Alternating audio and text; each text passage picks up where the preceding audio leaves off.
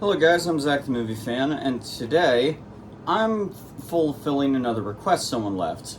This time the person that requested it was someone by the name of TwiddleThumbsDB, I believe. They requested that I look at the movie Pandorum. Pandorum is a sci-fi horror film that was released back in 2009. The film's premise is that many years in the future, the human population has dwindled drastically. So in a last-ditch effort to protect the human race, they get aboard a ship called the Elysium. However, one member of the flight crew, or two actually, wake up from hypersleep, played by Ben Foster and Dennis Quaid. They find that all the power on the ship is out, and the whole ship feels deserted. So Ben Foster's character tries to figure out what the hell is going on, while also being attacked by mysterious monsters that are aboard the ship. I'm gonna be completely honest with you guys. I had never even heard of this movie before, but the person who requested this, TwiddleThumbsDB, he said that this was one of the most underrated sci-fi horror films, or something to that accord.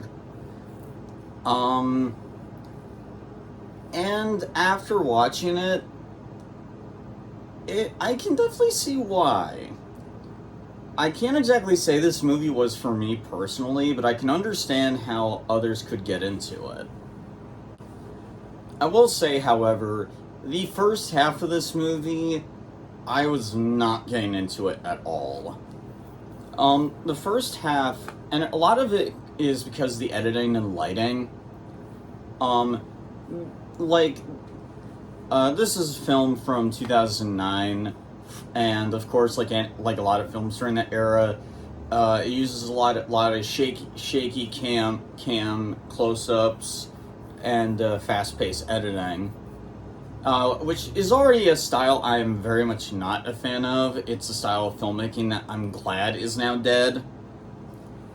I'm sorry. If you're going to show action or chase scene in a movie, I would like to actually see what the fuck is actually happening, and shaky cam and fast-paced editing doesn't do that for me.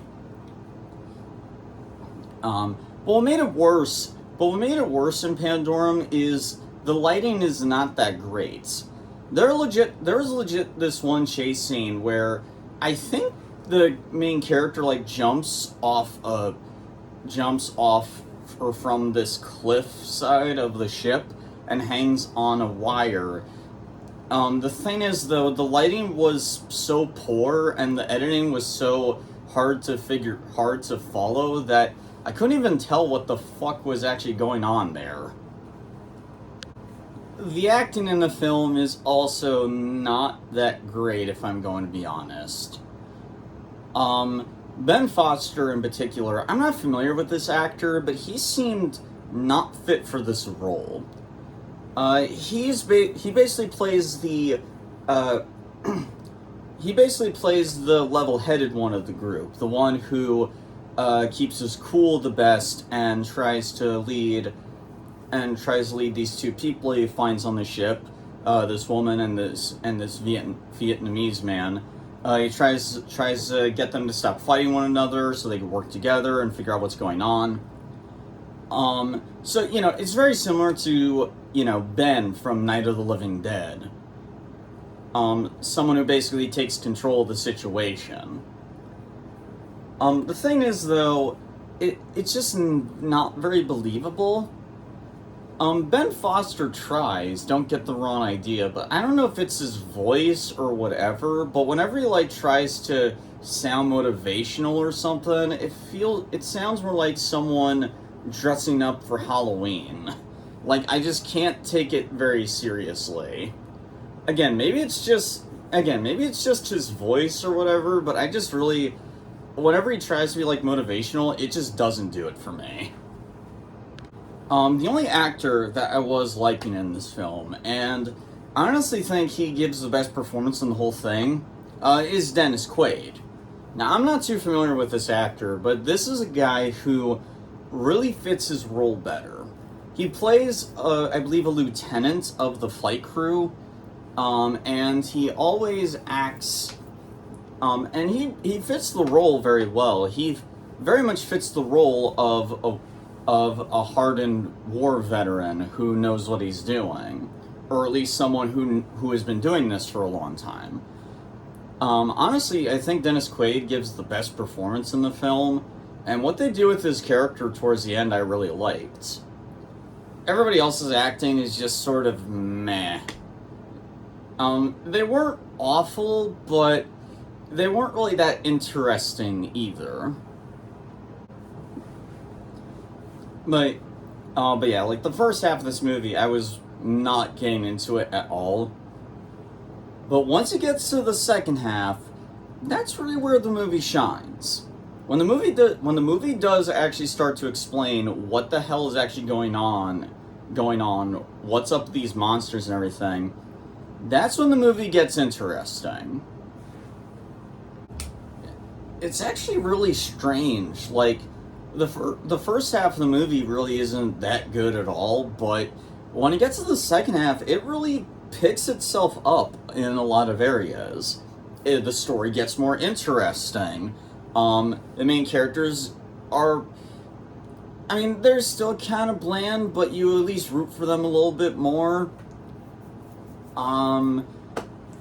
Like, they introduced this other new character, this, like, crazy dude, and he was interesting. They introduced this other guy that Dennis Quaid comes across. Even the lighting and editing is much better in the second half. It's really weird. Like, the first half was really bland, not that interesting, and hard to see, but suddenly, like, in the second half, all those problems are very much improved upon. It's really weird. Not that I'm ungrateful or anything, bizarre. Yeah. The monsters on board the ship are not very interesting. I'm not going to show what they look like or even go into that many spoilers in case you want to see this movie for yourself. But the monster designs, I mean, they look cool, but not very frightening. I don't know. They actually kind of remind me a lot of the enemies in the Gears of War games, and I think that's why these designs don't frighten me. Because in an action movie, designs like the monsters in this work, but for a horror film, they just look a little bit too much. Yeah. Also, this movie actually has two twists at the end of it. And both twists, I actually think, worked really well. I'm not going to go into spoilers because these twists are legit really good. I did not see them coming at all.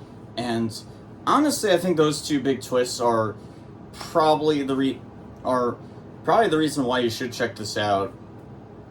But yeah, I'm going to be honest, I don't really have much to say on this one. It's a decent, competently made sci-fi horror film, and that's really it. Yeah, I'm sorry to the person that requested this, and I'm very happy you love this movie. I personally didn't love it. I just think it's okay. The first half is definitely a bit rough, but once you get past that first half, the movie does really pick up and get better. Would I call it an underrated gem and you should absolutely see it? Not really. But if you're curious, I do recommend checking it out. Which is easy, considering I believe it's available for free on YouTube, Tubi TV. I believe on most streaming sites online, you can find this for free. So, I mean, if this film's premise sounds interesting to you, I'd say go for it. I'm going to give Pandorum a C+. It's a decently made sci-fi horror film. I can definitely see how it's gained a bit of a following. I didn't love it, but I think it's okay. So, Pandorum, have you guys seen it? What do you think of it? Let me know down in the comments below, and if you want me to review something else, request it down below. And of course, if you like what you see here, click that like button and the subscribe button, and hit the notification bell so you never miss a video. By the way, next week, guys, next week, I'm going on a vacation, kinda. My family needs me to pet sit for them as they go on vacation. And they're gonna be gone for a bit of a while. I will try to get vlog style reviews out, because I'm going to see The Odyssey and Spider-Man Brand New Day. So I hope I can get vlog reviews out for those films. Also, in order to celebrate reaching over 50 subscribers, I put out a poll for something for me to review to celebrate the occasion. I took 3 of what people are considering the worst movies ever, and I'm letting you guys vote which one I should review. The movies are Where the Dead Go to Die, the newest adaptation of Animal Farm, directed by Andy Serkis, and Uwe Boll's newest film, Citizen Vigilante. If you guys